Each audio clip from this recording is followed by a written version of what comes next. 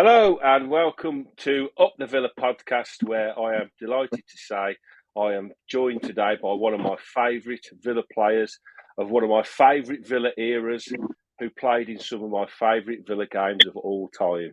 And I'm going to introduce him like this. It's only fair. He's here, he's there, he's everywhere, Shaun Teale. Shaun, thank you so much for joining me today and for this chat. Good to be with you. First question is, how do you feel about your song now being hijacked by Tyrone Mings? Listen, everything has its time, doesn't it? So, and to be fair, Tyrone's took the mantle on well. So, I've no problem with that at all. I couldn't think of two better defenders, to be fair, to share one song. Two absolute icons of Aston Villa's history. I'd agree with that. Yeah, you're joining me today because you've got your new book coming out. I think it's on pre-order now, and you can get it on the 7th of September. So obviously we're going to be talking mainly today about your time at Aston Villa, but we'll go back a little bit. Go on. No, the book really is about my whole life, really. Yeah. From kicking a ball about 6-year-old to playing in the Premier League, and thereafter. So the book's set out in a bit of a different way, but I don't really want to give that away. So, but it starts at a certain point in my career, and then goes full circle, back round to the start and back past that space and on to where I finished, really. Yeah, I'm definitely going to pre-order it and have a read of it. We won't try not to give loads of it away today. But going back, obviously, to the start, little friend joining us here. Going back to the start, you sort of got into football, sort of professional football, in a way that's not that. It doesn't happen that often these days. You went via non-league, didn't you? I know you did start at Everton. I think you was at Everton for a couple of years, and then you was released. But then you went through the non-league route. How did that all come about? Yeah, that's right. I mean, obviously, I played youth football on the park pitches of sunny Southport, as it was at the time, and then got picked up playing in Liverpool on a Sunday morning by Everton. Went to Everton as a schoolboy, as everybody did in them days. There was no academies as such. Went through to Belfield training twice a week, and then was asked if I'd sign as an apprentice. So like all kids, you get signed as an apprentice, and you think you've made it, but you're far from making it. So things didn't quite pan out for me at the time at Everton. I was playing left back. I was never quite happy playing left back. I didn't really know where I wanted to play. I played centre mid in all my younger years, and I thought they looked at me and thought, strong left foot, we'll stick him left back. Likes to tackle, we'll stick in left back. But it never really happened for me at Everton. I never really got to the levels that I probably should have, or I thought I should have at the time. Gordon Lee was manager when I signed, and he got the sack, and Howard Kendall came in and pretty much made the decision pretty quickly that I wasn't for him, and that was it. I was forced out of Everton. And then it sort of becomes very, very difficult because there was no money in the game in them days. Early 80s, there was, teams had no money. They couldn't just take a player on that had been dropped by another club. And I went down the whole route of writing letters to different clubs in the Northwest, obviously, because that's where I'm from. So the likes of Wigan Athletic, places like that, Rochdale, all them kind of places. I think I played one game at Wigan, and they weren't interested. I went over and played at Leeds. Funny enough, of all places, when Alan Clark was manager, and I played in a reserve game that had Brian Green off as centre back, Dave Seaman in goal, Alex Sabella up front, Peter Barnes on the wing. This is a reserve game. And I'm still playing left back. And I played okay on the day. Been then, Shaun? Oh, I was 17. Really? 17. So it was like... What an experience, though. Yeah, and it was at Ellen Road. So, Yeah. it was... I really enjoyed it. It was... I enjoyed the game. I thought I played okay. I got pulled into Alan Clark's office after the game to be told, yeah, you played really well, Shaun. We're pleased with what we've seen. However, you know better than the lad we've got here at the moment. So we're not going to sign you. And then it's like, kick off again. You got to start all over again. However, about a week down the line, I got a phone call from somebody representing Huddersfield Town, which just happened to be the team that Leeds had played that night. And they basically said to me, listen, we can't give you a contract. We can't pay you. We'll give you your expenses if you want to come through and play in the reserves for the rest of the season. So, there was nothing better for me. At least I was playing grown man's football, and learning while I was doing it. So that's exactly what I did. So I played at Huddersfield for the rest of the season. I never trained there. I never trained there once. All I did was my dad, because he didn't drive. Yeah, I didn't drive at the time. My dad used to run me to wherever the game was. So, but I was fortunate that let me play at Old Trafford. It let me play at Villa Park. I won't go into that too much because there's a piece about that in the book. Yeah, things that happened in the two games, because we played Villa twice in 2 weeks. So yeah, it was. It was an experience. I got to the end of the season, and again, no money. Did that give you the hunger then to really push you? To know that that's exactly where you wanted to get back to, that kind of grounds and that level. I think it certainly helped, because there's not many 17-year-olds get to run out in a team like that at Old Trafford, at Villa Park, at all these big stadiums. I would never have envisaged myself playing at those grounds at that stage of my career. Yeah, because I was 17, but I was raw. I'd had no experience really. So I suppose it held me in good stead looking back on it now, going forward. But then the options were very limited, so it was sort of non-league, and that was the only way I could go really. So I signed for. You know what? I'm not even sure who I signed for first. Whether it was Southport. No, it wasn't. I tell you where I signed. I signed for my local Sunday League team, and then I signed for a team called Ellesmere Port over on the Wirral. Yeah. And I went over there, and again, I was still playing left back, but at least I was playing, and I was getting a few quid for going over there, probably 20 quid a week for going over there at the time. And then things from there just slowly but surely took off and fell into place, till I got to the point where I signed for Weymouth. Moved the whole family down to Weymouth, and that was sort of takeoff time. I hit the ground running when I went to Weymouth, and within 18 months I was down the road at signing for AFC Bournemouth. And Harry Redknapp was the manager at the time, wasn't he? He was, yeah. I don't think you got on particularly well with him towards the end of your time at Bournemouth. So yeah. No, I mean, I got on okay with him, apart from certain things that happened right at the end of my time there. That he reckons didn't happen, but I go into that in the book at detail as well. Yeah.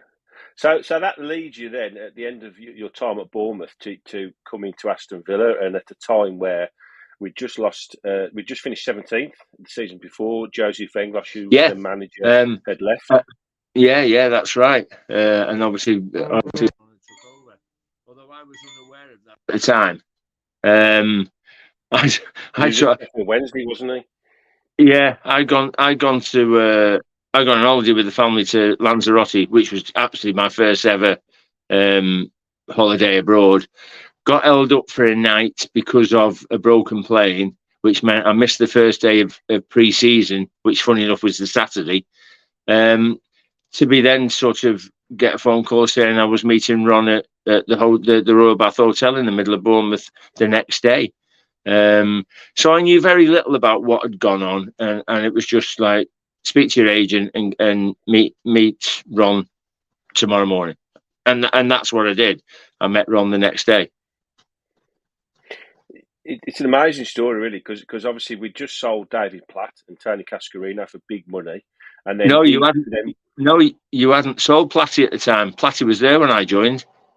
So was it Big Ron that okayed the deal then for Yeah, Platty to go to Bari? yeah, yeah. I We'd know he was in the actually. pipeline after the World Cup, wasn't it?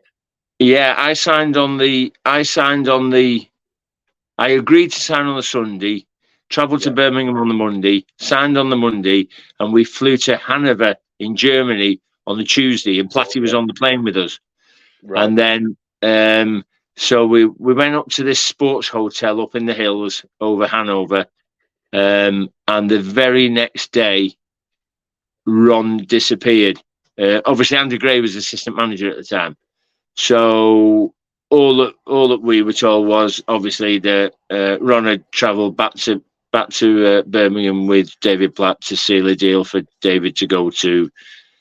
I'm not even sure if we were told at the time whether it was Bari or what, but Bari, we knew he was on his way. Yeah. And obviously, that money was instrumental, I suppose, in rebuilding the squad. Well, as a fan at that time, to lose David Platt after he had such an unbelievable World Cup and was the focal point of our team, it was devastating. Yeah. We'd had a poor season, obviously, in the league. I think we all knew after the World Cup that he probably would be moving on. But we was very, very pleased, obviously, to get Big Ron in with his sort of history of his love of Aston Villa and his youth. But I think it's safe to say, looking back now, that he made that money work unbelievably well because the players he brought in, Dane Atkinson, yourself, Kevin Richardson, Steve Staunton, Cyril Regis, and then in the winter window, if you like, I mean, Gary Parker, there was Barrett, Mark Bosnich. Most of them players, looking back, a lot of Villa icons, really. The fans, still talk about a lot of that team now.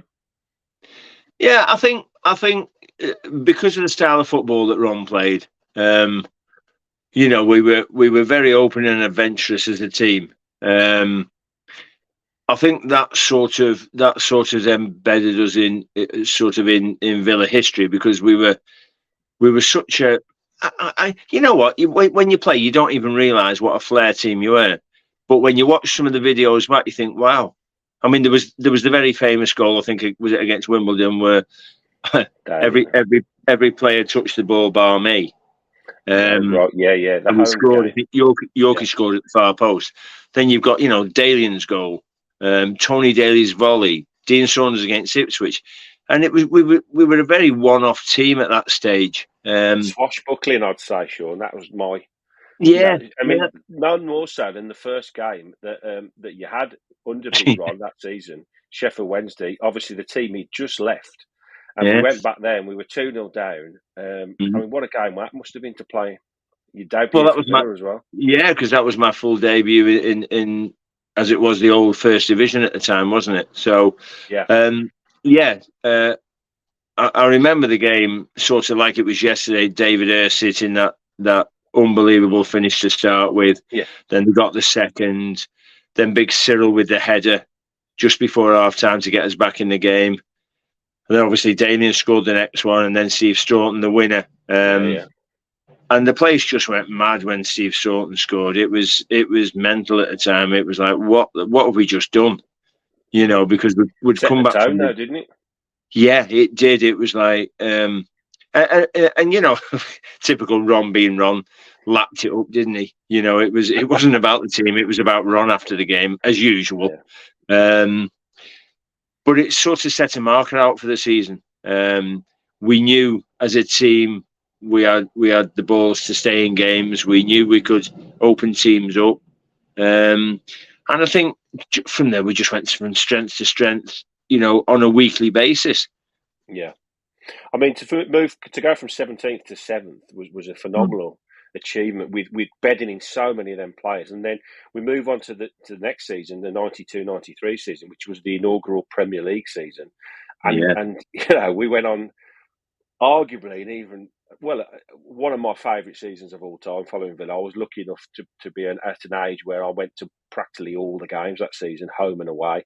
So it was an absolute joy to sort of enjoy that period. And we added obviously Ray Houghton and Dean Saunders, and we finished runners up, which it's still, it's unbelievable. I mean, we should have won it. Let's be right, Sean. I'm sure you probably would agree. That team should have gone on and won the league, barring a last 5 games. I just don't know what happened there. But some of the games, the Dean Saunders against Liverpool when he played and we won 4-2, the Dane Atkinson goal of the season at Wimbledon, I was actually in the stand behind the goal, peeling down the rain that day. What a game. What are your memories of up until, obviously, we won't talk about the Sheffield Wednesday incident at Old Trafford just yet, but running up to that point when we were so neck and neck with Liverpool, what it was like to play in that season? Yeah. I mean, it was. If you think about it, it was quite a strange season because for a long period there were 3 teams in it: us, United, and Norwich. Norwich, yeah. And it kept sort of spinning on its head. So we go top, then United would play and go top, then Norwich would play and go back to the top. Then United might go back to the top, and then we jump them all and go back to the top. And I think we got to a point. I think we did get to a point in the season where we were a few points clear, and then we imploded. Dalian got injured. The goals dried up. Yeah, and we stopping other teams scoring against us.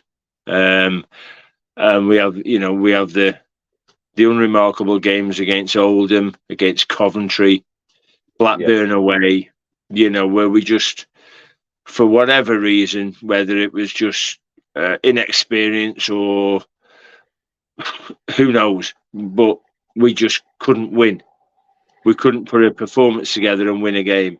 And, at the end of the day, United blew us out of the water by 10 points, I think, in the end. 10 points, yeah, but it was never a 10-point season, was it? And the most galling of all was when they were 1-0 down at home and they had 7 minutes. I think that's where the Fergie time was invented, wasn't it? And Steve Bruce scored those 2 I hate Brian. Headers, I hate Brian Little for that celebration. Brian Kidd. I've never forgiven him for that. No, absolutely terrible, wasn't it? I mean, as a fan, but what an unbelievable season! I think I can't really talk to you, about this era without mentioning one player. I suppose is your partner in crime at the back, Paul McGrath. What was it like playing with him, Sean? Coming from where you did to come to play with Sean. Obviously, he had a lot of problems personally, but as a player on the pitch, just what a player to play alongside and to have a partnership with. And I think he's quoted as saying, if I'm wrong, that I might be wrong. I think I'm not. That you were his favourite centre half partner that he ever played with. Yeah, he always he always describes us as I was the legs and he was the brains, which takes some fathoming really if you know Paul well enough. Listen, Paul was a genius. Paul was so easy to play alongside. As long as you understood what Paul needed out of you, i.e., legs, because obviously of the knee issue, and as long as you could, as he would put it, cover his arse at times when he'd had a late night and he shouldn't have, But Paul was always very honest about things like that. To me, as a player, as his partner in crime, and I would always know if Paul wasn't at his best because he'd just come out. He'd blatantly tell me in the dressing room. He'd pull me in the dressing room and go, "I'm not feeling great today. Just be aware, I might not be able to get to that ball, or I might not be able to do that." And obviously Earl would know the same thing, being on the other side of Paul, and even Stan to a point. So as a unit, we were very strong. It wasn't just me and Paul. No. Earl was so fit. Earl could run, 100 yards one way and be back before you'd had a blink of your eyes. He'd be back where he should have been. He was that fit. Stan not so much. Stan would go forward and never come back, and you couldn't stop. You couldn't stop Stan going forward because if I shouted to Stan not to go, by the time I'd turn around, he'd gone. I think Stan was just his own man. Stan would just do what Stan wanted to do. For me, Earl Barrett was one of the most underrated Villa players I think I've ever seen. He's such an outstanding footballer. Yeah, Could play, I'll he give you score another one. tomorrow. I'll give you another one as well. Kevin Richardson is Kevin probably one Richardson, of almost the outstanding. most as captain, and how he gelled that side together was unbelievable, and he gets no praise off anybody about it really, or very few people realise what a job he did. Fantastic captain for Villa, absolutely amazing. So we'll move on to the season after. So we've finished runners up. We're a bit disappointed with that, and whilst the league form the next season wasn't as good, we finished 10th. We actually managed to put finally, after a decent way of 12 years, I think, from when we last won something, a trophy Yeah, on the yeah, cabinet. And you were a massive, massive part of this run to Wembley to win the League Cup in '94. And, I remember it very well, obviously. But looking back at the actual run, it was an incredibly tough run, wasn't it? Even just to get to the final. yeah, yeah. I mean, obviously, kicked off against the two games against Birmingham, Blues, yeah, um, home and home and away. away. And all right, they were in the league below us, but it's never easy. Playing No, in a derby is never easy because things happen in games like that. You can throw your phone book out the window to a point. there Um, were two very fiercely fought. I actually yeah, went to both of them, but I think Kevin Richardson scored away at St Andrews, and Dean Saunders, narrow 1-0 wins. yeah, yeah, But yeah. And had you then played in many derbies up to that point? uh, no, I hadn't played in any. Oh, right. And Baptism of fire then. that was the only two derbies I played in against Birmingham in my time at Villa. Really? Because obviously we were Premier League, they were in the Championship, so we never Yeah, met. yeah. The only time we could meet was in the cups, and we only pulled them that once. Um, and then I think then the next round did we go to Sunderland? Well, I was going to say the next round. I went to this game, and it was a game that I will never forget. It's Sunderland away. Oh, We won 4-1. If anybody could ever get the video of this game, I no. urge you to go and watch this game because we got absolutely. I hope Sean will agree with this. Battered in this game. And how we we won. Bosnich had the game of his life, and everything we went in. Would you agree? Oh, without a shadow, we got our backsides felt big time. We got run ragged. And but for Bozzy, we would have been out the cup at that stage. He made Yeah, save after save after yeah, save. I think I'm right in saying we had four shots yeah. That and was right. scored Yeah, four the goals. stats were. Yeah, Um, but what nobody ever says about that game is how good the goals we scored were. Um, outstanding. Yeah. and again, Dalian, Kev Richardson found him with an unbelievable slide rule pass for the first, and he ran through and finished it outside. He didn't even side foot it, and he finished it with the outside of his foot. I think Ray Alton scored one that looped off a defender over the keeper. Dalian got two that night, but I mean, Bosley was just sensational. Unbelievable. Nothing that night was going to beat him. And we jumped on the coach on the way back home, and everyone was just like, "Well, I don't know, we won that, but we'll take it and crack on." Absolutely. And then after that, I mean, again, I don't know whether I'd just forgotten about this, but we got Drew away at Arsenal and then Yeah, away at Spurs in the next two yeah, rounds. yeah, So it's quite a phenomenal run, really, when you think about it. Almost like you feel the kind of runs where you say when we got through against Arsenal 1-0 away, Atkinson again away at Spurs, I think Houghton and Barrett. At that point, you're thinking, our name's on the cup here.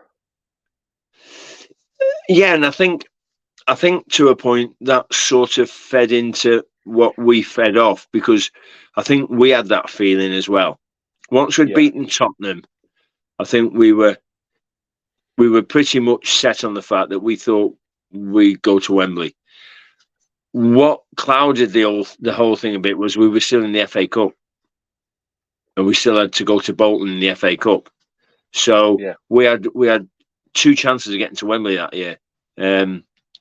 We blew the Bolton one, and nearly blew the Tranmere one at the end of the day. I was going to say, then that leads us up to, again, a two-legged, iconic semi-final. Tranmere, again, I was at the Tranmere semi-final away. Went there pretty blasé, like probably a lot of Villa fans did, thinking we're just going to rock up and beat them, lower league side. And Yeah. they battered us. They were 3-0 up. And to this day, I have never, and I don't think an away end has celebrated a losing goal as much as the one when Daniel Atkinson scored. Yeah. And I don't know why. And to this day, I was with my brother, and everybody in that away end, when he scored that goal, we celebrated like we knew we were going to Wembley, like it was that important. Yeah. Because 3-0, you're almost done, aren't you? It's a miracle. 3-1, it's obviously just a 2-goal deficit. Did the players feel that way as well? Well, of course, I was suspended, so I didn't play in the first leg. You didn't play in that game, yes? Sorry. No, and I'd gone up. Oh, I'd gone up in the car. I hadn't travelled with the team, so I haven't. At that point, I had no idea what the players were feeling. But I was like the fans. I was sat in the main stand when Dalian scored, thinking, "Thank God for that. That could be what keeps us in the cup." And Liverpool centre half Mark Wright was sat behind me, and he tapped me on the shoulder and went, "That could keep you in the cup, Shaun." He says, "I'll see you soon, pal," and off he went. And but if you remember, it was a horrendous night. It poured down. Yeah. And I'm in the main stand looking down at that away end, which was uncovered for the most part, watching people just get absolutely soaking wet through, and watching what basically was a load of crap because we just didn't play.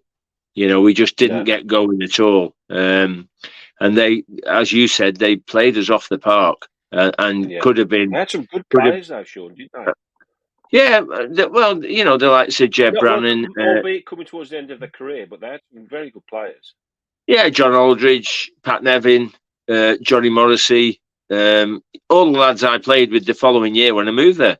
They were all still there. And to this day, they mutter on about it. And it should never have happened and blah blah. In fact, they went back to the social club at Tranmere Rovers after the game, and the place got smashed up. They were that angry. So it had an effect in other ways than just football in footballing sense.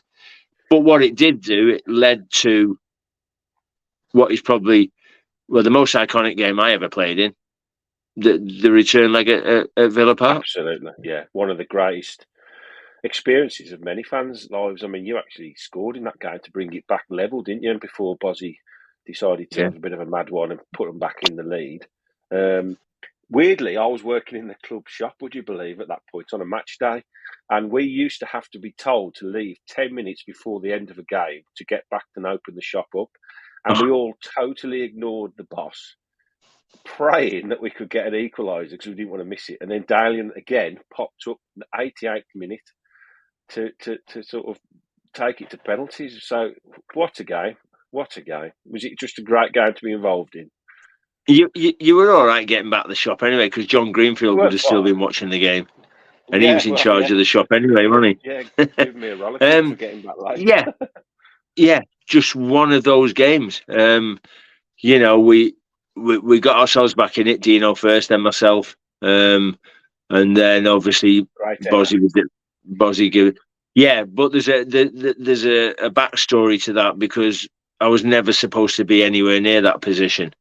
I started jogging up when Ray Houghton tapped the ball to Rico, and it ended up being a full-on sprint to get anywhere near the ball. And it just happened as I arrived, the ball arrived. Full length diving header. I mean, iconic. Yeah. Well, I wouldn't have reached it if I hadn't took off. And it look when you watch it.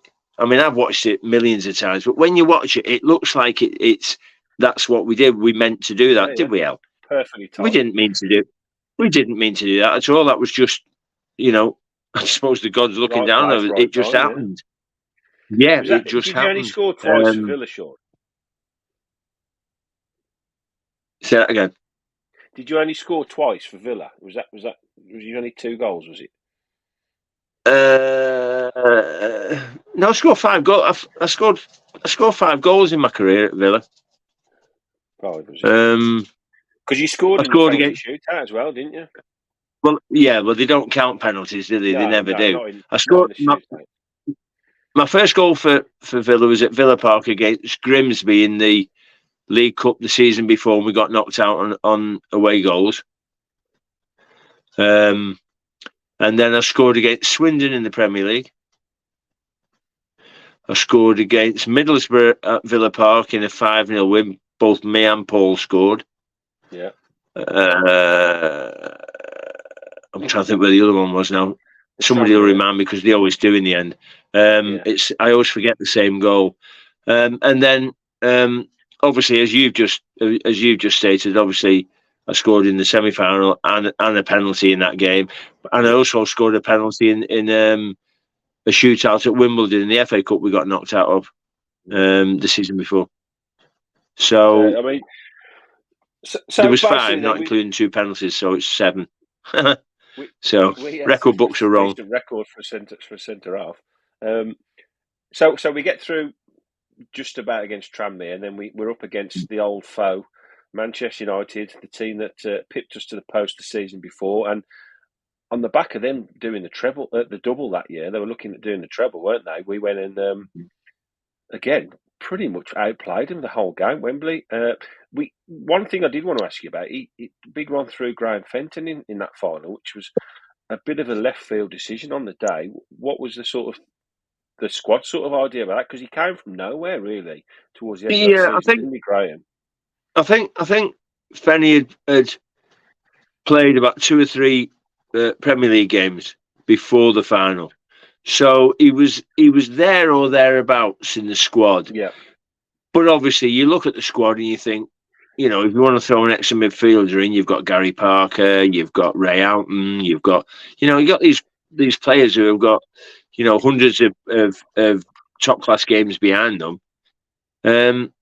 But I suppose what Ron saw was energy out of Graham, because he was an all action kind of midfield player. Never stopped running, would put himself, wasn't scared of anything. Being a typical Geordie, would go in for any challenge, wasn't scared of getting hurt. And I think Ron just thought, you know what, we'll play 5 across the middle, we'll stick Daly out on the right, Tony out on the left, and play with 3 solid central midfield players. Because obviously, when you look at their team sheet, it was ridiculous. Ince, Keane, Cantona, Hughes, Giggs. So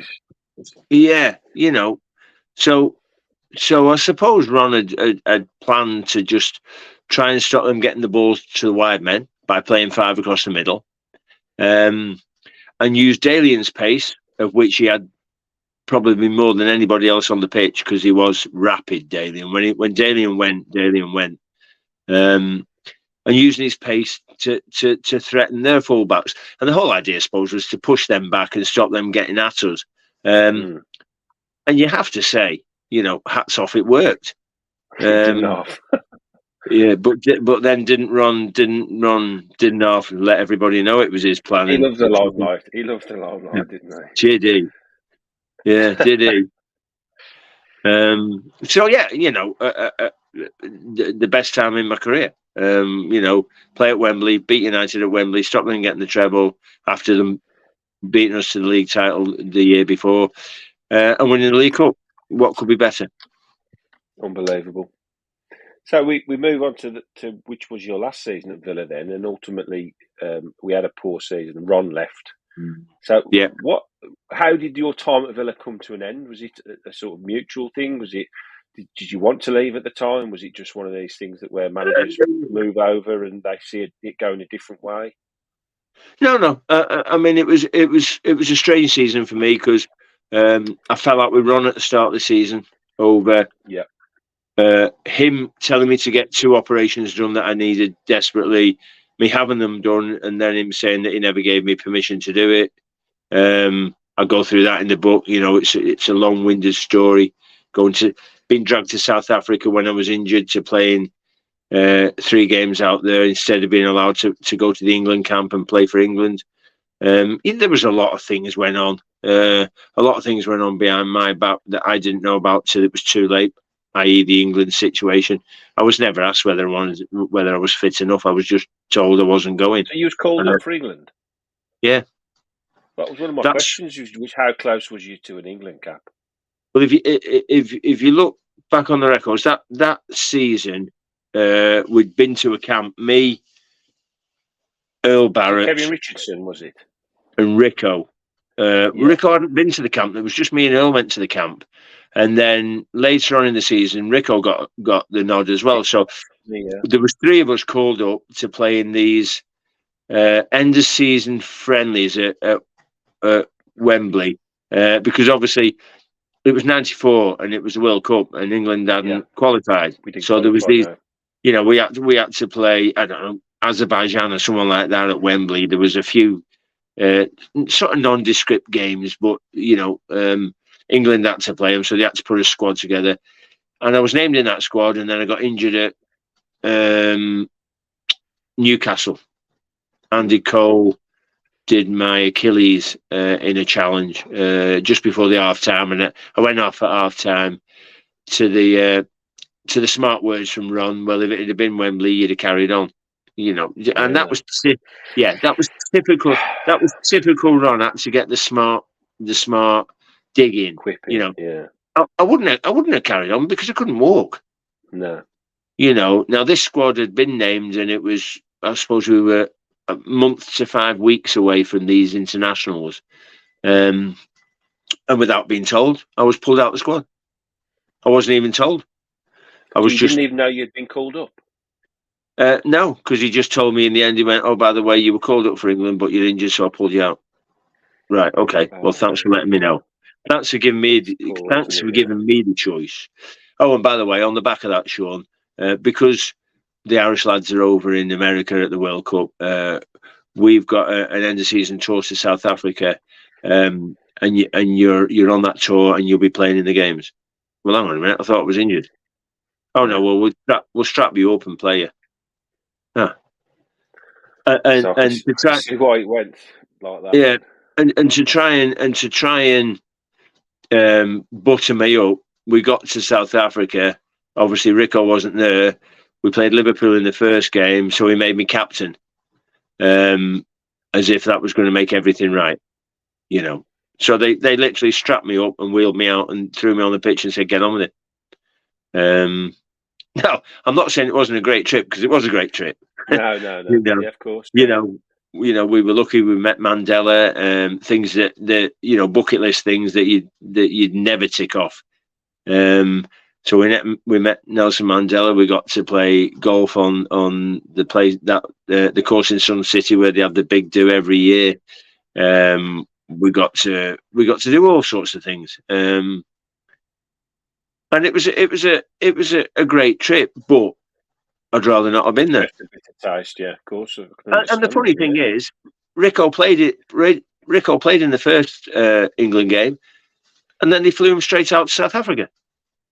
So you could have done the same. So what was the difference? So is that when you decided to leave Villa then, or did it just sort of? It blew up from there. It blew up from there. Before the first game of the season, which was Everton away at Goodison, he pulled me, and he went, "You're not in the team tomorrow. It's your own fault." What do you mean? See, things are very different. Players nowadays would not be treated like that because they'd have a voice, either themselves or their agent. In those days, you were very much, the manager was the manager, and you shut your mouth and you did as you were told, basically. So when you go against that, they don't like it. So I didn't say a lot. I didn't answer him a lot. I was on the bench against Everton, and then I was on the bench the next week. By that time, I'd given him a letter. I'd wrote a letter and asked to go on the transfer list. Because up to that point, Shaun, I've looked at your record at Villa. You were basically, for the 4 seasons you were there, you were never present. Yeah. I mean, I submitted a transfer letter, one to the chairman, one to Ron, to which, of course, you'd expect I got another quip off him, another smart comment, and went, "Well, you said it was my fault that I'm on the bet. I'm not playing. Well, this is your fault that I want to go." Yeah. And then he proceeded to basically take the piss because he put a £3 million price tag on my head. No defender in Britain had gone for £3 million. So how was I going to move anywhere with a £3 million price tag on my head? And it just, I didn't give in, but I didn't want to be there. I didn't want to play for him anymore. Shame to end your time at the Villa like that, wasn't it? Yeah, well, it didn't end. Weirdly enough, that wasn't the end for me because obviously he got the sack. He got the sack after. Coming, didn't he? Yeah, he got the sack, and Brian came in. Well, the night he got the sack, I jumped in my car because I wasn't at the game because obviously he'd left me out the squad. Was that the Wimbledon game? Yeah, I drove round to Doug Ellis's and knocked on his front door. And Doug's wife answered the door, and I said, "Is there any chance I can speak to the chairman, please?" So Doug came to the door and said, "Oh, hello, Shaun. What can I do for you?" I said, "Well, is it possible for me to have a chat with you?" I said, "Because obviously now I know Ron's gone. What's my position? He says, "Well, I'll tell you now. I know who's coming in, and he wants you to stay." I said, "Right. Well, in the morning, can I come off the transfer?" And I came off the very next day. Yeah. And of course, Jim Barron was Ron's right hand man and was still at Bodymore, and he'd heard wind that something had gone on, and he went on the turn with us. He went all funny, and it was like, oh, you know what, just go and let's get Brian in, John Gregory and Alan Evans. Let's get them in and get started again. So I came off transfer list. I think Brian came in. I played in the first game that he came back, which I can't remember what the first one was, but the second one was Leicester, at Leicester, and obviously he left Leicester. Yeah. And things went really well. Obviously results weren't great still, but we were eking results out to the point where we were safe. And I was told by Brian that I could have a new contract. So obviously Brian wanted me to stay. He wanted me to be there as part of the team, and I was happy to stay, and I wanted to stay. I never ever wanted to leave anyway. And the only thing that changed that was the fact that my agent got a phone call off Brian in that summer and said, "Listen, I need to speak to Shaun.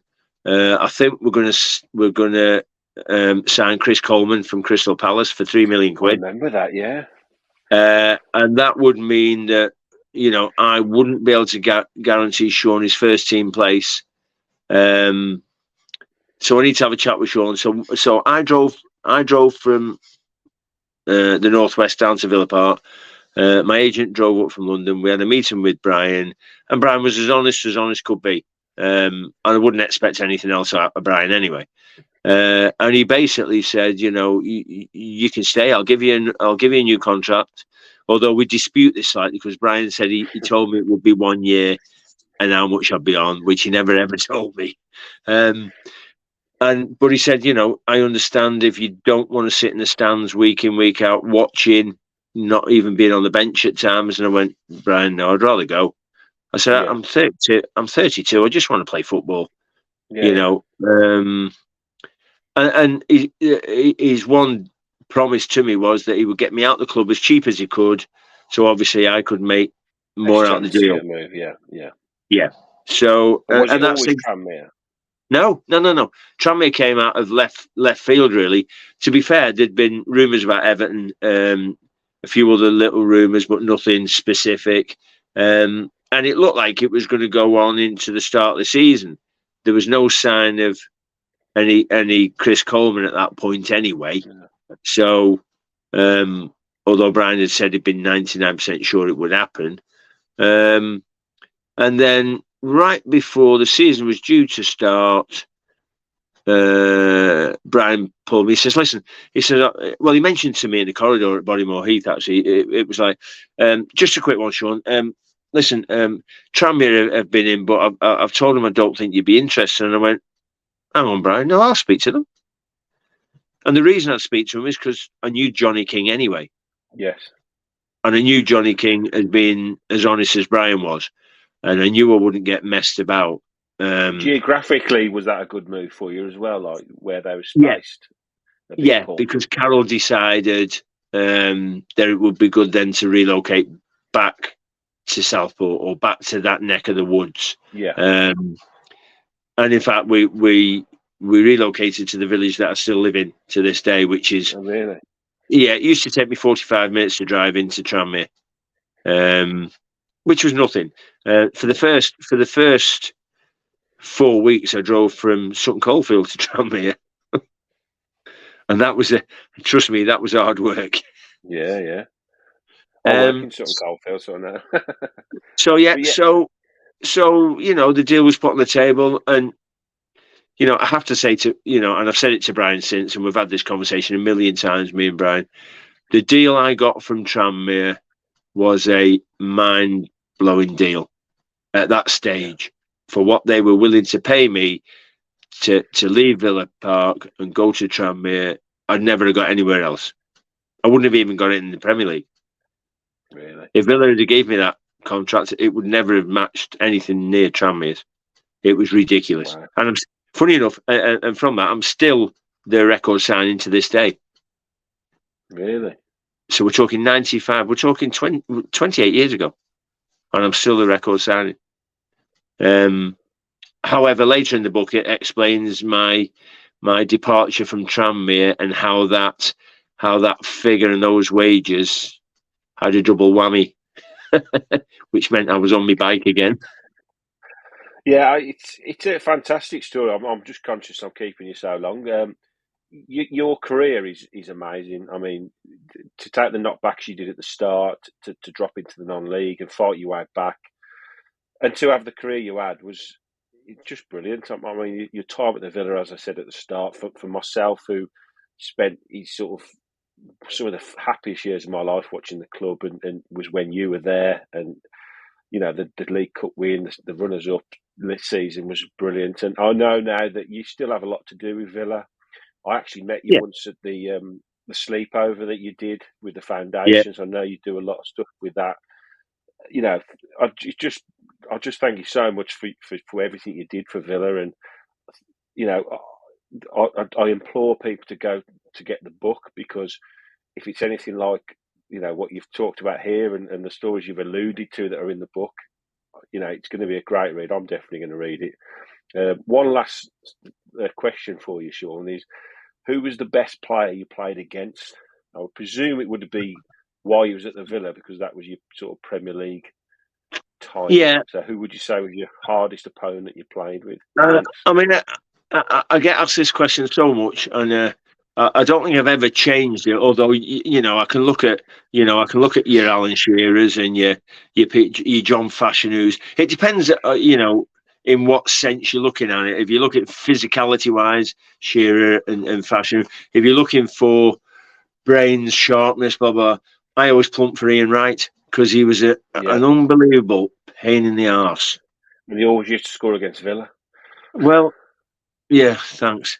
but he was street smart. So, and what I mean by that is that what he would do is, I'd had a long running feud with Ian Wright from my days at Bournemouth.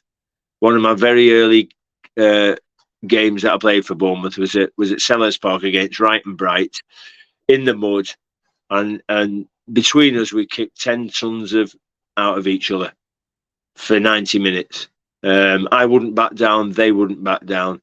And all those years later, we sort of, I think it was a mutual respect in the end, that it became, right, how are you, Teale, how are you, on the pitch.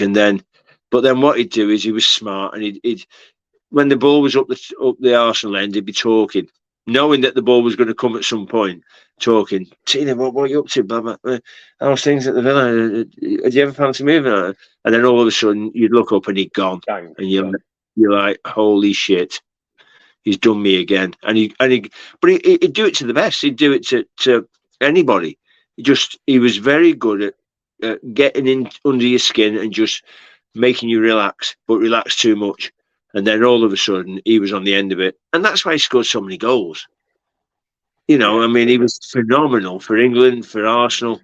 And to be fair, he's a good lad as well. Our paths crossed so many times, even to the point of right at the end of my career at 36, going on 37. I was at Motherwell and he was at Celtic. And we just kept following each other. And we came from very similar backgrounds in a sense. He went through the non-league system, became a pro at 24. I went through the non-league system, became a pro at 24. And we have so many things. Yeah, we have so many things that lock together. And we've always been friends. I mean, not saying that I speak to him now. He's too big for me now. He's on TV and all that shit, you know. But no, you know, he's a good lad and he's an honest lad, and you know, he carved a very good career out for himself. And you know, I always look at them times as I was lucky enough to even be on them pitches with him playing for the Villa. Well, mate, don't do yourself down because you were absolutely fantastic. One of my favourite Villa players to this day. You know, your tackling, your heart, your passion for the game shone out every single time you played for us. So, thanks ever so much for agreeing to do this. I really appreciate it. Please go and get the book. I definitely implore. I am definitely getting it. So please, Villa fans, get the book. You'll read about a fan, even if he wasn't around at these times. You know, I'm getting on a bit now. It's definitely worth reading because it was an iconic time to be a Villa fan. So, once again, Shaun, thank you so much for coming on. I really appreciate it. You're welcome, and up the Villa. Up the Villa.